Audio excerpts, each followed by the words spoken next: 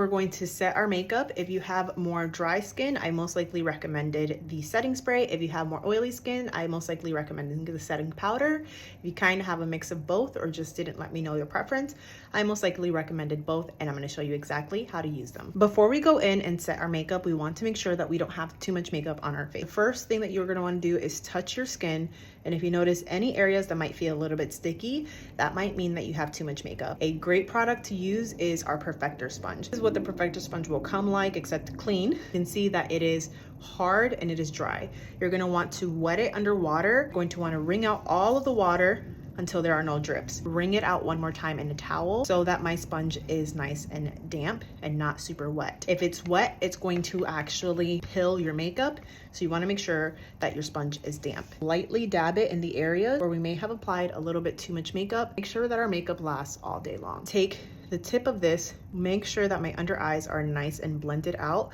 because if you have any settling, any creasing underneath your eyes and then put setting powder on top of that, it is going to lock in those creases. This is also a great tool to use if you're not feeling super confident with your blending abilities. When it comes to using the setting powder, 2 different ways that I like to use it. My top makeup tips, this velour puff right here. Get these on Amazon. I like to pick up a little tiny bit by swiping in. Before I go onto my face, stamp off the excess on the palm of my hand to make sure that it is nice and even. If you have too much powder on here, it's going to make your makeup look super cakey. Making sure that my under eyes are nice and crease proof, I always like to look up with my eye to make sure that that skin stretches and it is smooth. Press, not swipe. The setting powder underneath the eyes, anywhere where we have large pores, and anywhere where our face moves a lot, so around our smile line and also on our forehead. I find that the setting powder isn't enough, so I always like to go in with setting spray. If you are someone who has a little bit more of a drier skin type and like that glow to your skin, you're gonna love the Seint setting spray. It has a light coconut mist. Pro tip is to make sure that you do